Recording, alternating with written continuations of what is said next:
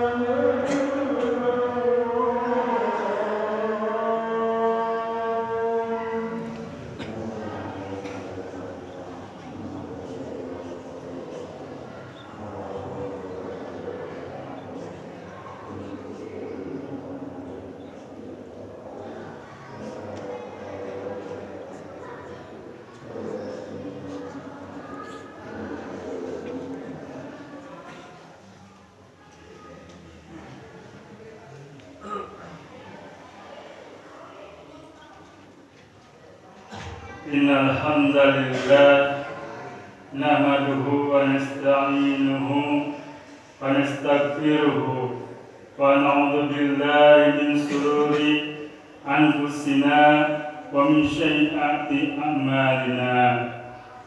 Man yahdihillahu fala mudilla lahu wa man yudlil fala hadiya lahu. Asyhadu an la ilaha illallah wahdahu la syarika lahu wa asyhadu anna Muhammadan abduhu wa rasuluh. Qala Allah ta'ala fi kitabihil karim, ya ayyuhalladzina amanu taqullaha haqqa tuqatih wa la tamutunna illa wa antum muslimun. Amma ba'du. Fa inna sadaqal hadis kitabullah wa ahsan al-hadi hadi Muhammadin sallallahu alaihi wasallam wa saral umur muhdasyatuha wa kullu muhdasyatin bid'ah wa kullu bid'atin dalalatin wa kullu dalalatin finnar. Hadirin jemaah rahimakumullah. Pada kesempatan yang mulia ini, saya selaku khatib mengajak pada hadirin sekalian dan saya pribadi, marilah kita senantiasa meningkatkan keimanan dan ketakwaan kita kepada Allah Subhanahu wa Ta'ala. Takwa dalam arti senantiasa berusaha untuk selalu menghadirkan Allah dalam setiap situasi dan kondisi dengan cara berzikir dan melaksanakan segala perintahnya, menjauhi segala larangannya. Hadirin jemaah yang dirahmati Allah. Manusia adalah makhluk Allah yang diciptakan dalam bentuk terbaik. Ia diciptakan dengan bentuk fisik yang indah, juga diberi perangkat lunak yang sempurna, seperti akal, pikiran, rasa, dan kasar. Manusia berada dari makhluk Allah lainnya. Malaikat diciptakan hanya memiliki akal, tanpa diberi syahwat dan nafsu. Hewan dibekali syahwat, sehingga hidupnya hanya mengikuti keinginan kebutuhan badannya. Makan, minum, berhubungan badan, dan segala keinginannya yang bersifat jasmania. Sementara setan diciptakan hanya dengan bekal nafsu, sehingga sepanjang hidupnya selalu ingkar akan nikmat Allah Subhanahu wa Ta'ala. Manusia, sebagaimana disebutkan dalam Quran surat At-Tin ayat 4. Qad khalaqnal insana fi ahsani taqwim, yang artinya sesungguhnya kami telah menciptakan manusia dalam bentuk yang sebaik-baiknya. Hadirin jemaat yang dirahmati Allah.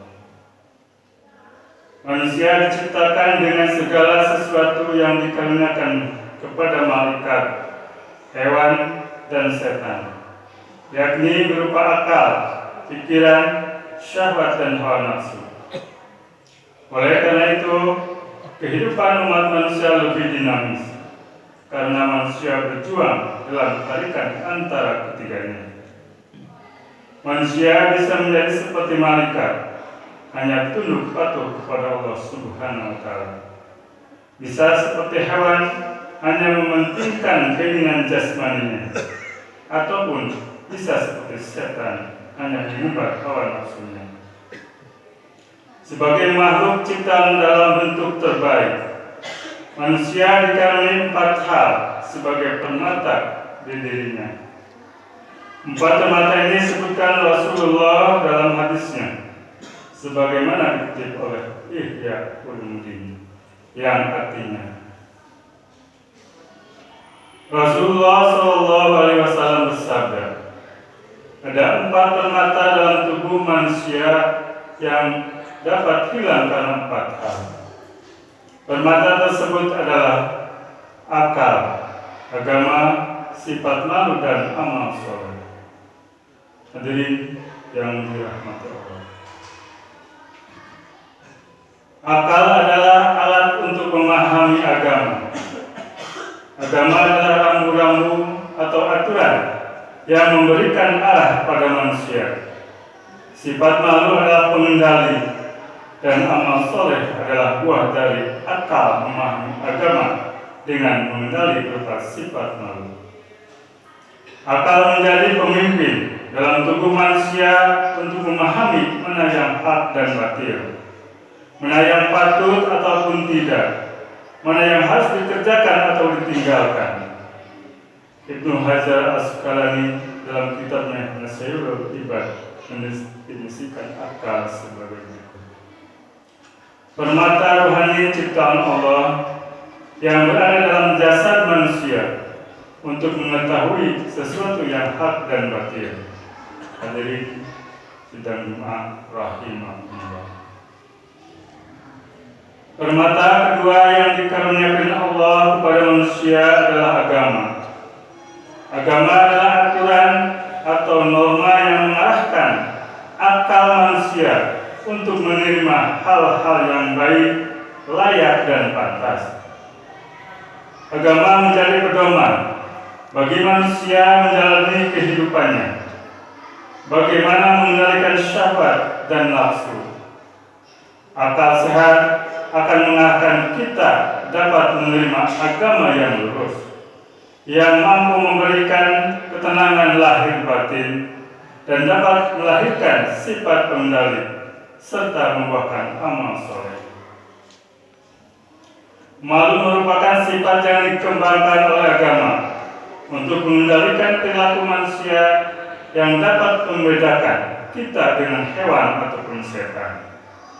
Oleh karena itu, Ibnu Hajar Asqalani membagi malu menjadi dua, yaitu hayaun nafsiyun dan hayaun imaniyun. Hayaun nafsiyun adalah rasa malu yang diberikan Allah pada setiap manusia, seperti rasa malu memperlihatkan auratnya dan sejenisnya. Sifat ini tidak diberikan pada hewan, sementara hayaun imaniyun adalah ketika seorang mukmin mampu mencegah dirinya untuk berbuat maksiat karena takut kepada Allah Subhanahu wa Ta'ala. Sifat ini hanya diberikan kepada orang mukmin yang mampu menggunakan akalnya untuk memahami perintah dan larangan Allah Subhanahu wa Ta'ala. Karena itu, wajar jika Rasulullah pernah memberikan nasihat kepada sahabatnya dengan mengatakan al-hayu minal iman, yang artinya malu itu sebagian daripada iman. Hadirin yang dirahmati Allah, permata yang terakhir yang dimiliki manusia adalah amal soleh, yakni perbuatan yang patut dan baik menurut kaidah agama. Amal soleh adalah sebuah dari kemampuan kita memahami agama, menjalankan perintah agama, serta kemampuan kita mengendalikan sikap dalam kehidupan. Banyak orang mampu memahami agama atau mengerti ilmu agama, tetapi tidak mampu mengendalikan syahwat dan nafsunya, sehingga ia tidak memiliki rasa malu, maka ia hanya bisa melakukan sesuatu yang hanya berorientasi kepada kebutuhannya dan kadang merugikan orang lain. Hadirin muslimin rahimakumullah. Contoh sederhana yang dapat kita amati dalam kehidupan sehari-hari, betapa banyak orang pandai agama tetapi tidak mampu mengendalikan diri, sehingga ia bukan mengamalkan agama, namun hanya memperlakukan agama untuk kepentingan dirinya atau kelompoknya. Maka akibat yang timbul dari itu bukan amal soleh, tapi justru maksiat kepada Allah Subhanahu wa Ta'ala. Cuma-cuma yang dirahmati Allah. Rasulullah dalam hadisnya mengingatkan pada kita akan bahaya yang mengancam 4 permata itu, di mana Rasulullah SAW mengatakan, al-ghadabu yuzilul aqla wal hasadu yuzilul daina wa tama'u yuzilul haya wal ghiyabatu yuzilul amala salihah. Yang artinya, ghadlah, marah-marah, dapat menghilangkan akal, iri, dengki, hasad dapat menghilangkan agama, serakah, tamak dapat menghilangkan sifat malu, dan menggunjing hibah dapat menghilangkan amal soleh. Hadirin yang dirahmati Allah, semoga kita dapat mengoptimalkan permata yang ada dalam hidup kita untuk menjadi ihsan pilihan dan masuk dalam kategori muttaqin atau orang yang memiliki ketakwaan. Barakallahu li wa lakum.